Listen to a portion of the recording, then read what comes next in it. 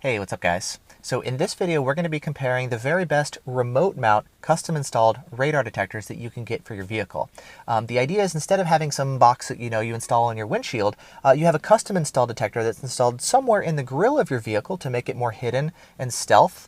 And then inside your car, you have maybe a controller or a display or an alert LED or something pretty small and out of the way so that it looks much more stealth and OEM and clean, Instead of having a box in the windshield that's visible to maybe thieves or police officers or anything like that, or not everybody wants to have that. You want a cleaner install. A remote mount radar detector is a great solution. Now, they tend to be a lot more expensive than a windshield mount radar detector. The price of these different detectors that we're talking about are anywhere from about $1,000 to $4,500, depending on what system that you choose. If you want a front radar detector or also a rear antenna to get arrows. And then you also have to consider the cost of installation as well on top of this. Either, maybe hire a professional to do it for you, or you can spend time and do it yourself. And so there's a lot more that's involved here. If you're looking for a really simple install or you're looking for the best bang for the buck, that's definitely going to be your windshield mount radar detectors. If you're looking for something really clean looking and something that's permanently installed in your vehicle, a remote mount is the way to go. Now, as far as the best radar detectors that we're going to be talking about, I want to focus on 4 different remotes, including the Radar DSP, the Radenso RCM, the Escort Max Ci, and the Stinger VIP. The reason I'm choosing these is they all have really good performance, they're all really good at filtering, and they all have a lot of really useful features. There are some other radar detectors on the market. There's things like the K40 RL200DI or the RL360DI. The performance really isn't there. I'm not a fan of the way that it implements the filtering, and so it's just not one that I recommend. Escort also has a new IXCI that's about to come out. It's not available yet. I don't have it here installed. I haven't tested it or anything, so I can't talk about that, but that's a new one that's going to be coming out as well. I'll put the pricing for all of the different radar detectors up on screen so that you can take a look. Now, as I mentioned, they all also have the ability to add a second rear-facing antenna, and so I'm going to add the pricing for that up on screen as well, and you can see how all that compares. Now, to talk about the different radar detectors, I only want to spend a couple minutes talking about each one of them. I want to do more in-depth reviews about each particular detector, especially as I spend more time with all of them, but I want to go ahead and give you guys my thoughts as I've been testing and running these detectors. I'll run each one for maybe a week or so, and then I'll switch to another detector to really get a good chance of, a good feel for like how they compare and whatnot. And it's interesting. As I mentioned, these 4 detectors, they're all really high performance detectors. They're all long range detectors. I went out and did some testing. They all perform very well and gave me long range performance. Awesome. That's not really what separates the detectors. The biggest differences that I'm finding between them, first and foremost, well, other than price, obviously, some are more expensive, some are less expensive.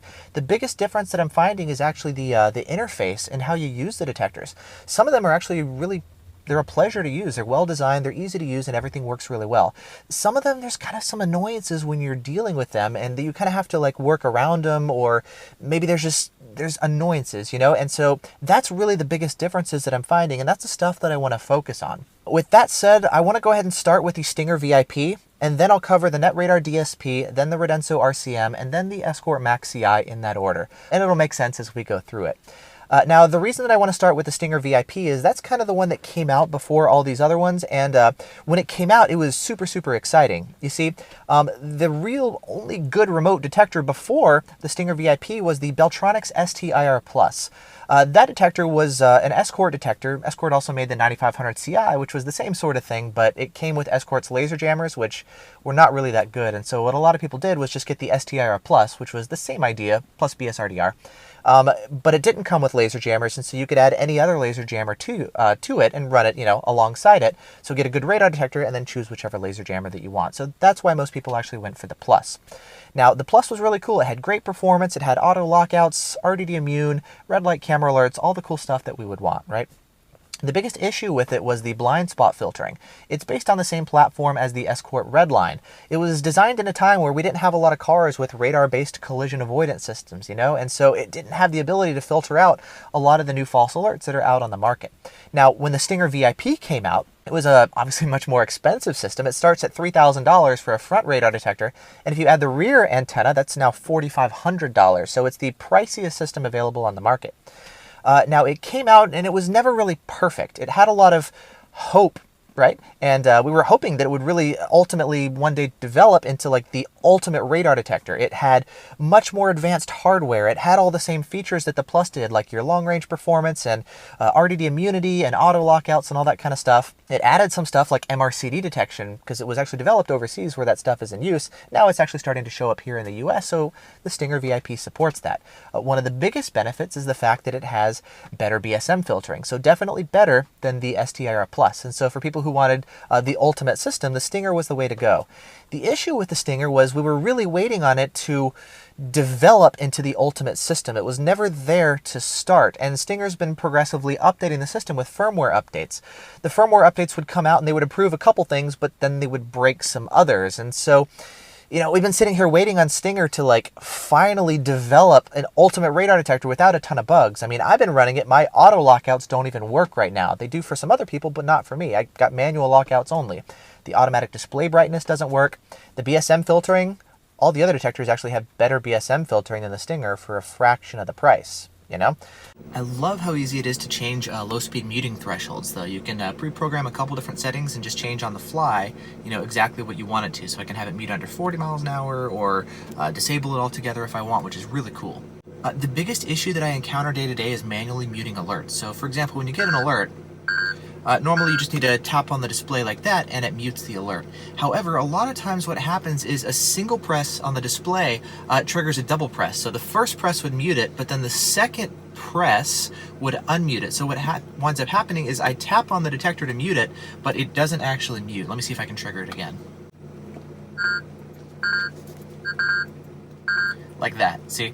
So I went to go mute it and it was a short alert, so it went away. But as you could see, I pressed it and it continued alerting, and then I would actually have to go and press it again if the alert was still present to mute it. So that actually happens quite a bit, and I wind up kind of struggling with the detector to just get it to quiet down, which is not really something that I enjoy. The laser jammers, cool technology with the fibers, but the jammers never really delivered in terms of what we wanted. I mean, there's just been a whole host of issues with the Stinger. Missing legitimate alerts, locking out a police officer on the first pass. I mean, there's just been, there's just so much stuff there that, like, the biggest appeal, I guess, of the Stinger is the fact that, like, the antenna, it's more of a vertical design. It's a patch antenna with a vertical design instead of like a horn like most other radar detectors, all the other ones. I was working with a person who, he'd booked a private session with me. I actually get quite a few people who are wanting to get a remote installed, and, you know, they're expensive. Which one do you get? How do you install them in your car? Where do you put them? All that kind of stuff. And so I've been working with quite a few of you guys as far as remotes. The biggest situation that I found where I would actually recommend the Stinger is, I know the guy had an Audi R8, for example, and when you pull the bumper off that car, there wasn't really a good place to install a horizontally mounted antenna. A vertical one that you can install behind the bumper had the best option of actually installing it in the car, and that was the biggest reason why he wanted to go for the Stinger. And so there's kind of some exceptions to the rule like that, but for the most part, for most people, I think the other radar detectors are really the way to go. The Stinger's just expensive. Yes, it's got some cool features. It's got MRCD and a spectrum analyzer so you can view it. Really hard to see multiple signals, and I mean, there's just, I'll link down in the video description to people's experiences, my own included, with the Stinger, and it's not really that great. There's a lot of people who are now selling their Stingers because we're just kind of tired of waiting on Stinger to deliver and release firmware updates. I mean, there hasn't been one in a while. Stinger's founder unfortunately passed away last year, and I mean, there's just things going on that, like, a lot of people at this point are kind of giving up hope with the Stinger. If you want one, you can find them used now on the forums for, you know, discounted off full retail, which is nice. But if you're looking to get one, it's a really hard recommendation at this point. And for the vast majority of people, I would say, let's skip the Stinger and let's take a look at the other radar detectors. So with that said, let's start with the Radar DSP. KBAND. It's the most inexpensive one. It starts a little over $1,000. The setup of it and the pricing is a little bit weird. I'll talk about that in just a minute, but we're looking at about a little over $1,000. Now, the way that the Radar DSP works is it's kind of an add-on to the anti-laser priority, the ALP. The ALP, talked about it tons of times, it's the best laser jammer on the market, and so a lot of people have it already.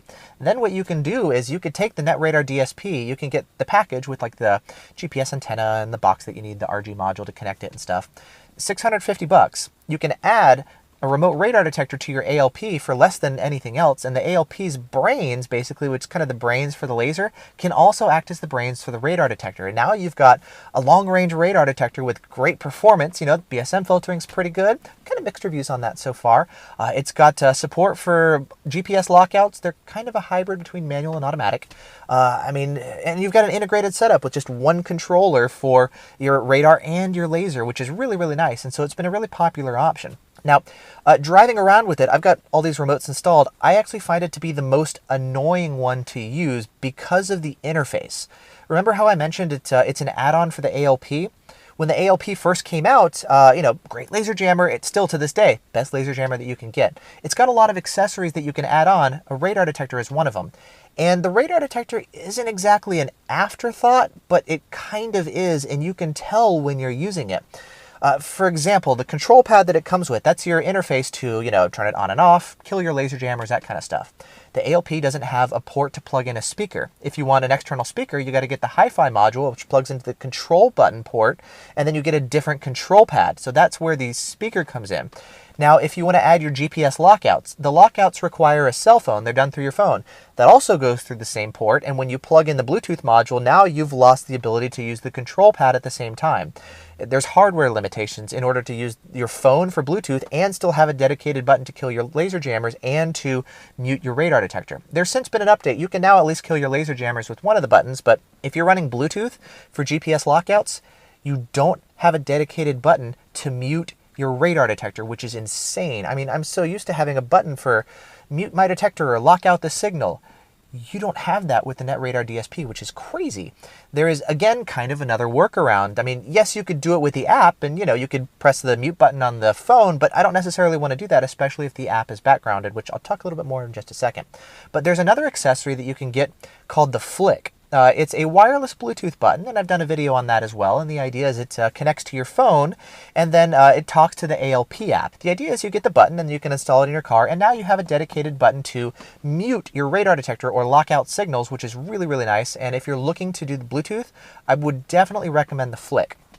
Not necessarily perfect. If you restart your phone, for example, the Flick app may not be running in the background, so it's not going to work. I've run into issues where if I don't use it for a couple days, sometimes it disconnects in the background and it doesn't work immediately. I have to reactivate it or something. So it's not just plug and play. It doesn't just work. Sometimes you have to go in and putz around with it, but I don't always want to do that kind of stuff, So one thing that does work a little bit better, I've noticed, is people who are running it on Android. If you're running it on iOS, I'll go ahead and show you what it looks like. I'm going to trigger a radar alert here. KBAND. So it's a notification there, and I can tap on the notification to bring this up, and then I can tap here again to mute the alert. So that's kind of quite a bit to do while you're driving, to go find the notification and then go into the app, wait for it to load, and then go in and press the mute button. And if you want to kill your jammers, tap the notification and then go in and tap on the screen. Like, you don't necessarily want to be doing all that while you're driving, With Android, it works a little bit better. So when I get a radar alert with Android, KBAND. it can just bring the app. Here, I'll mute it. It can actually force the app to the foreground, even if the app is running in the background, so you don't have to deal with notifications. That's really nice. That's a difference between Android and iOS. So it's actually going to be working better for you Android guys. I'm an iPhone user, and so I have to deal with the notifications. I have an Android phone, and I could definitely run it as a second phone or a dedicated phone or something. I actually used to do that, but at this point, I find it a little bit too distracting. I've got a ton of stuff installed in my car. I've got 4 dash cams on the windshield. I've got 3 in the back, you can see right there, multiple remote radar detectors, laser jammers. I mean, I've got a lot of stuff here already, and I'm actually kind of wanting to simplify my setup. And so personally, I don't want to have yet another phone to deal with while I'm driving and maybe take it down because I don't want it to get stolen or whatever. I just want it to kind of work. And as an iPhone user, it's not really as seamless as maybe an Android user would experience, Now, something else that I experience is the way the audio alerts actually integrate with my car stereo here in my Miata. This is something specific and unique to my vehicle, but it is something that I experience, and it's a reason that I would actually find myself choosing another radar detector. This may not apply to you, but I think it's important to talk about. I want to go ahead and show you how the radar alerts work. First, playing the audio through my through my phone itself. So we'll trigger it. KBAND. And there you go. We'll just mute it here real quick. You can see there's a lockout button. You can how many signals you got present, all that kind of stuff, right?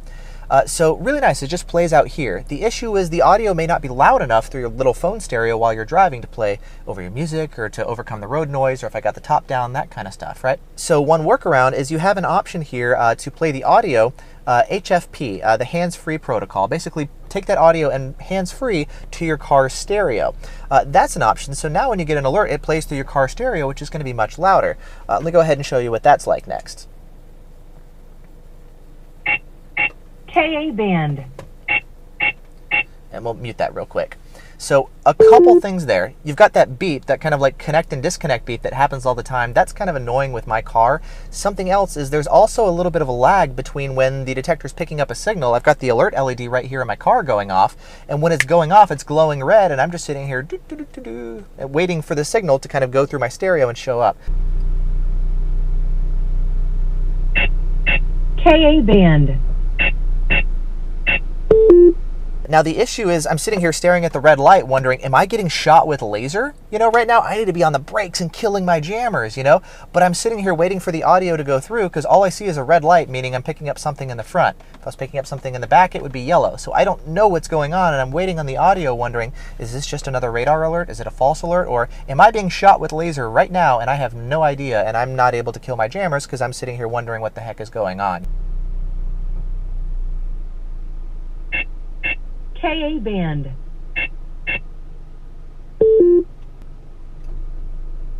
KBAND.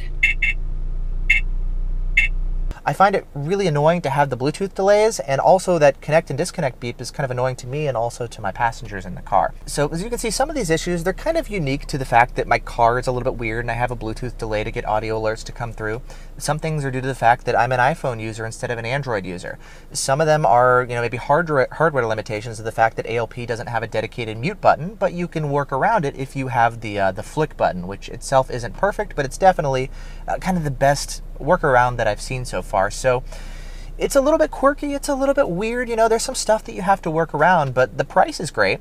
And if you're looking for a good, high quality, long range radar detector and you're cool with dealing with some of these workarounds, that's going to be the best radar detector at the lowest price for those of you guys looking for a remote mount detector. Now, speaking of price, the pricing for this is a little bit weird. The radar detector add-on package, if you already have an ALP, it's $650. If you want the rear antenna, it's another $500.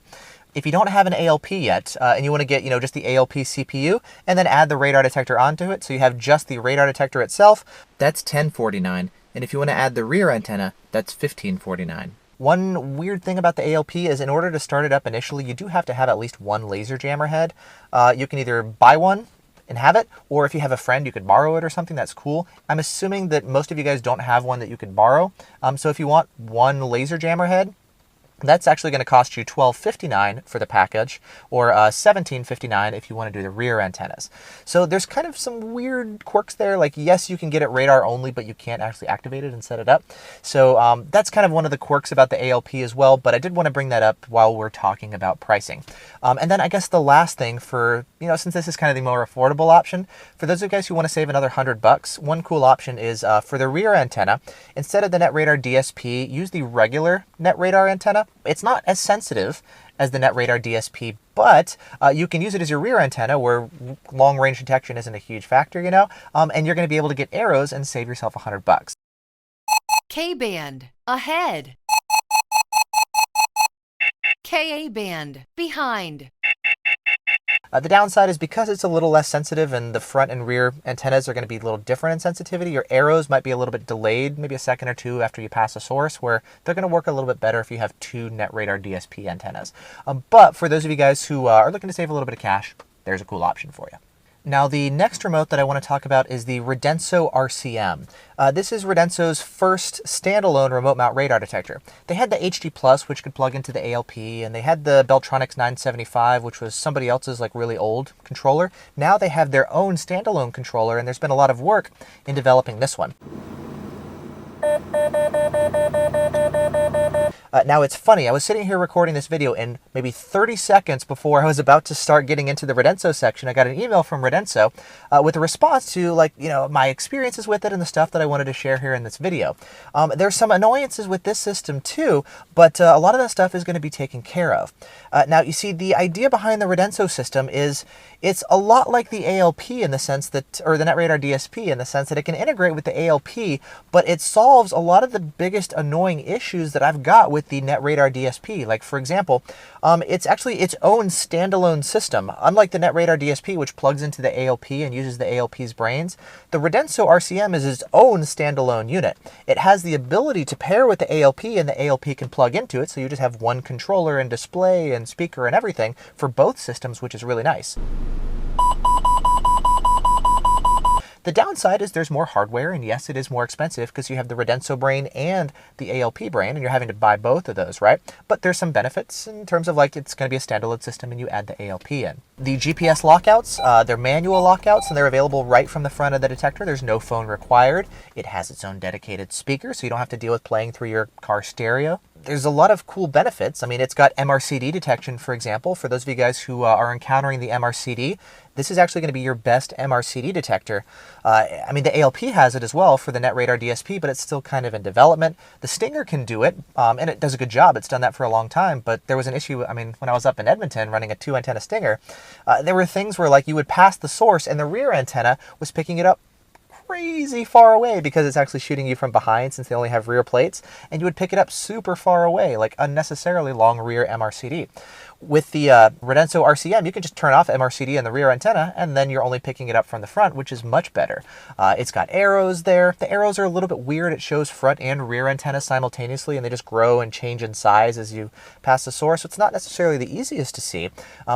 But, I mean, you can differentiate between radar and laser more easily. There's just a lot of really nice improvements there in terms of the overall usability. Now, as I mentioned, there's some issues that I've run across with it. Things like the mute button and the GPS lockout button are actually two different buttons. And so, let's say you start your car in a parking lot, right? And then all of a sudden now you're in a shopping center, it detects a KBAND signal and you want to go to lock it out. Your lockout button doesn't work. Why? Because you don't have a GPS signal yet.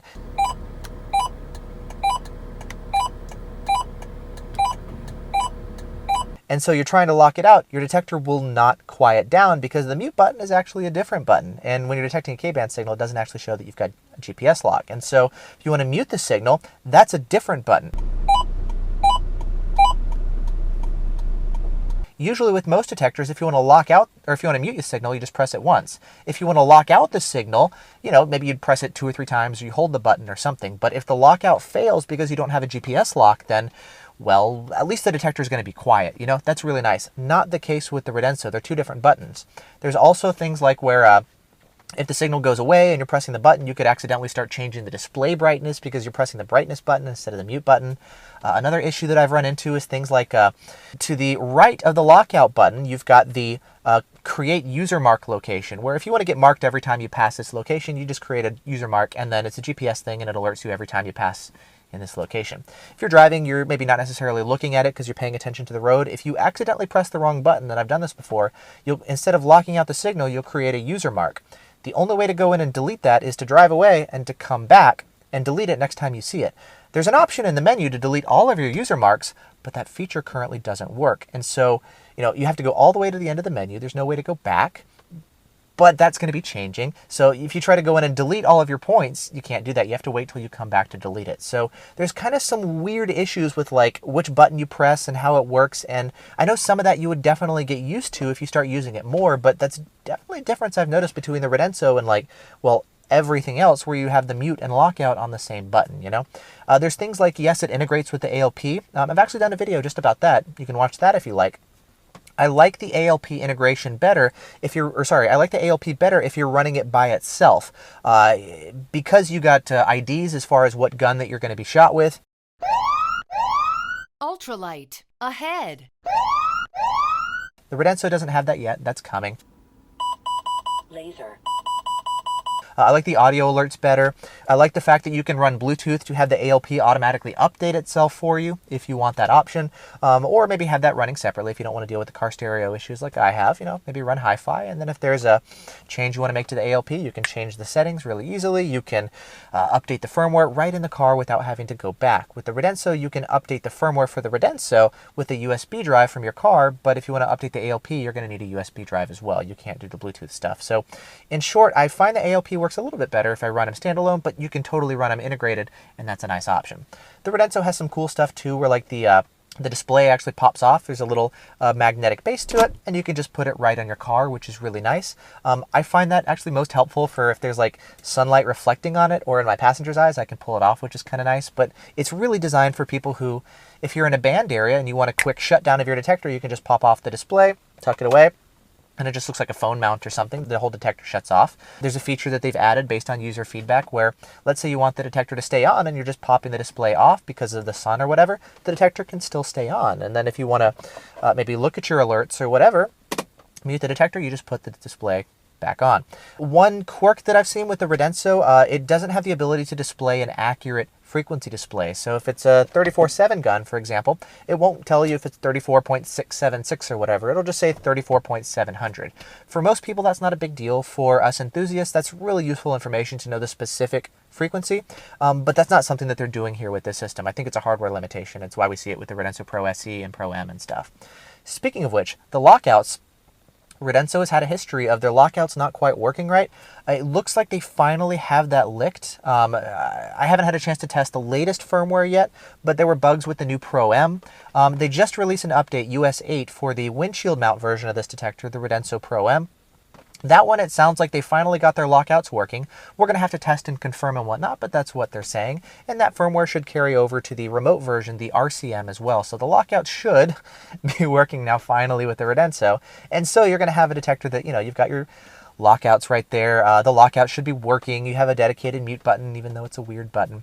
So there's, some complaints I have about the system, but it also solves a lot of the issues that I've had with the Radar DSP. I do know somebody who was concerned about the Spectre immunity. It is detectable by the Spectre if you're a little bit away. I did a video, you can watch that if you like. If you're in Canada and you really, really need RDD immunity, I think I would recommend running front antenna only. Skip the rear antenna, because if a police officer pulls up right behind you, they can pick you up in that situation, like at a red light or something, and that could be a concern. And so I think you're really better off running a front antenna only.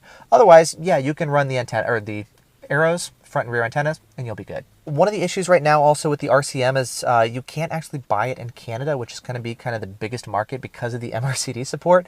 They're still trying to get this launched and whatnot. You can get the windshield mount version, the Pro M, but the RCM you can't quite get yet in Canada, which is one of the reasons that I've actually held off on doing a full review of the detector. It's because it's like, well, here's a review of a product that would be great that you can't get, which is a little weird. I still want to cover it, and there's still stuff being developed, like a new firmware update coming out, which again is like I get more into the stuff. I'll be doing a bigger review when maybe the time is a little bit better, but this kind of gives you an idea as far as the main highlights for the RCM. So it's a package that I like. Yes, there's some annoyances that you can deal with, but it seems like a pretty good system as well. Pricing here in the US for the RCM, it's $15.99.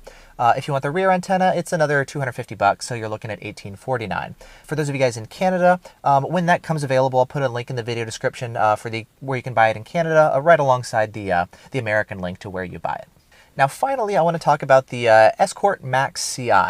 The system has been available for a little while as the Max Ci and Max Ci 360, paired with Escort's laser jammers, but due to demand, Escort has decided to sell this as a radar detector only package, and then you can add the laser jammers if you want, or you can run maybe ALPs or a better laser jammer alongside it. So you're looking at $2,000 for the Max Ci for the radar only, and then if you want the rear antenna, we're going to be looking at $2,400.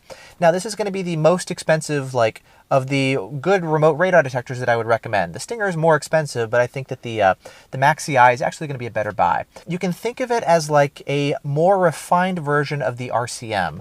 It's a lot like the RCM with, your standalone controller and display and whatnot. They're actually separate as opposed to the RCM, which has an integrated display and controller. But you've also got long-range performance. You've got some more really useful features. You've got more automation, which makes it more user-friendly. You can just put it on and it does a lot of the stuff for you. And I think the biggest thing really is it's got just a more refined detector. You know, this isn't Escort's first remote mount radar detector. They had the 8500 Ci, for example. They had the 9500 Ci, the STIR Plus, and now the Max Ci. And over time, you know, things have gotten better, and you can tell when you're using it. Like, it just delivers a better experience just because it's had a chance to be more refined over time. And it also has some really cool features that the other ones don't. It lacks MRCD detection, which isn't really a huge deal for most of us here in the US. But maybe that's for the best, because we've seen what happened when they added it to the Redline. Maybe the Redline EX performance went down. So really, maybe it's for the best, the fact that they didn't add it to the Max Ci. But in any event, you're looking at a detector that's got really good range. It's got really good BSM filtering. It's got GPS lockouts without requiring a phone. And the GPS lockouts are completely automatic here, meaning you can drive around with a radar detector and it'll automatically learn what's your false alerts for you and then start locking them out for you automatically. You don't have to press a button to say, hey, this is a false alert, lock it out. The detector is capable of doing it itself. You have the option to add another rear antenna if you want arrows, of course. It also has Bluetooth built in, so you can pair it with your phone and run Escort Live, which is a nice app that allows you to go in and change all the different settings, which is really nice. And one of the biggest benefits is when you get a radar alert, for example. Reported. It can actually see that alert displayed on the phone, and you heard it say reported. It automatically reports that alert to the cloud and will notify other drivers. Additionally, you will get notified of other people running Escort radar detectors who are running Escort Live. Now, you can run Waze, of course, and it does the same sort of thing. You can mark where police officers are spotted, and it can tell you where cops are. And Waze has a lot more people in use, so you're a lot more likely to get the alerts, and you can say when the cop is gone and all that kind of stuff. The big appeal here with Escort Live is the fact that it's integrated with your detector itself. It can actually display that right on the detector screen, so you don't have to deal with another app on your phone with the alerts being backgrounded or whatever, or having to go into the phone to report the police officer. It just kind of works for you more automatically, which is really nice when you're driving and you need to be focused on the road, you know? Escort Live, when you have it paired, it can also identify the speed limit for the road that you're on and display that on the screen of your detector, which is really nice. Additionally, it can also mute the detector when you're traveling below the speed limit and keep it alerting normally when you're traveling above the speed limit. I've got mixed feelings on that feature. I think it's a really cool idea, you know? If I'm traveling below the speed limit, just keep my detector quiet. Cool. However, that's not always accurate, that speed limit. I find that most of the time it is. It's generally on kind of the more major roads. It doesn't have the minor roads, but the big issue is what happens if it's wrong, which happens sometimes. What happens if you're in a construction zone and, you know, the limit is actually lower right now, and the detector doesn't know that? What happens if you're in a school zone? You could actually be speeding, you're going above the limit, the detector doesn't know that the limit is actually lower, and so it's muting your detector while you're in ticket territory. So I wish it had the ability to run Escort Live, and maybe if you set the low speed muting threshold in the detector, you know, you just go in and choose what speed that you want and say, hey, maybe ignore the speed limit if I want that option.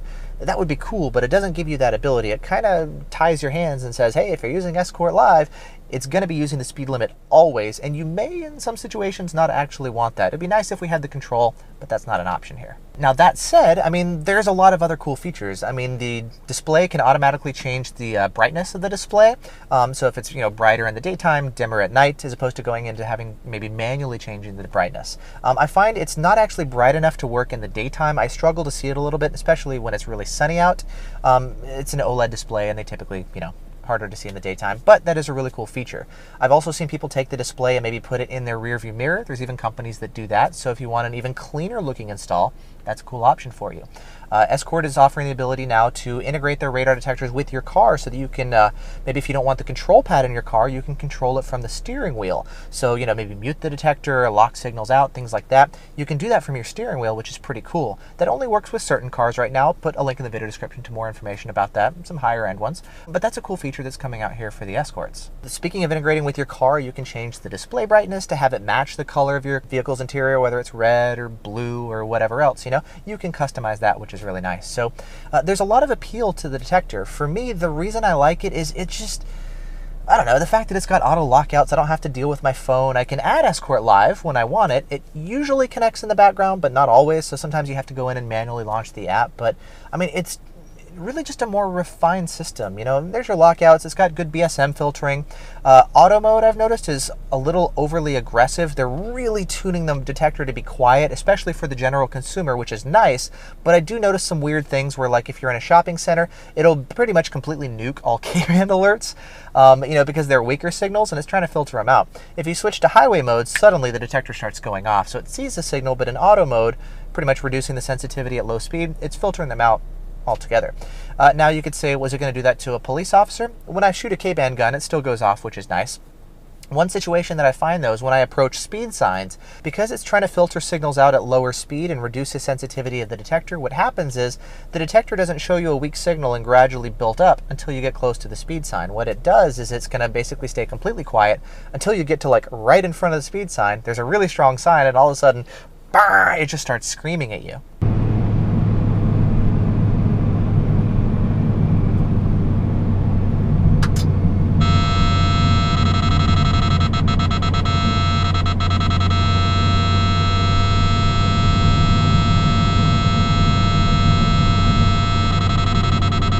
So with this kind of behavior, it can be really jarring. It sounds like you just got popped with instant on or something on KBAND. It's not a weak signal that progressively builds.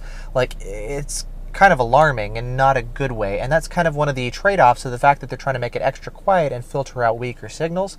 So that's something to be aware of with the detectors. So I'm not a huge fan of maybe the KBAND presentation, but that's kind of one of the things that they're doing. And otherwise, yeah, it's a very quiet detector. Good BSM filtering, quiet around town, all that kind of stuff. And it's really designed for that, and it does a good job with that. And then there's other little things too, like it has a dedicated mute button. Yay! And the mute button is the same button that you press to lock out a signal. Yay! Little things like that, but day to day, that is really helpful. Now, the downsides of Escort's, buying the Max Ci is, it's the most expensive one, but the biggest one, I think, is actually Escort themselves. Their reputation lately has just kind of been going downhill. Their relationship with the community has just been going south. A lot of people at this point don't want to buy an Escort product just because of how Escort is treating their customers. They tend to do a better job with the remotes than they do with the windshield mounts, but there's a lot of people who just don't want to buy Escort products right now. You can research why if you want on your own, but I really hope Escort does a better job in terms of their customer relations stuff and how they treat people online. So take it for what it's worth. A lot of people don't want an Escort for that reason, and that's totally valid. There's other stuff too, like, for example, there's no MRCD support, so that's showing up in New York.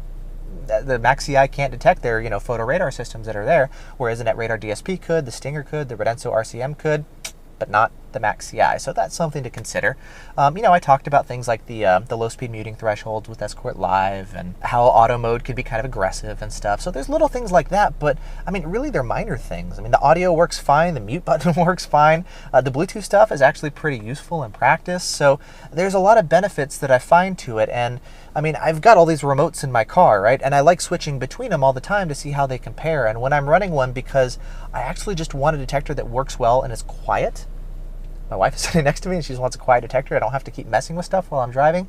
Really, the Max Ci is the one that I'm going to be choosing. And so, again, there's pros and cons to all of them. Yes, it's the most expensive good detector out there, but there's nice benefits to it too, and for a lot of people that's going to be justified. Escort is about to release, coming here in April, their radar-only version of the Max Ci, and I know a lot of people on the forums who are interested in picking one up once that comes available. And so thank you, Escort, by the way, for listening to your customers and making it available, as a radar-only package. Speaking of which, I really hope you also make it available for purchase online. The only way to purchase it right now is to, go to a local authorized dealer in person, like an installer, and buy it through the shop. You can have them do the install for you, and that's really what Escort is hoping for, but you can actually buy it yourself and do the install yourself too. I really wish they would sell it online, just like, all the other manufacturers do, but Escort, I think they're just trying to protect their dealers or something, and then say, people are, not that people are too dumb to do it themselves, but again, whatever.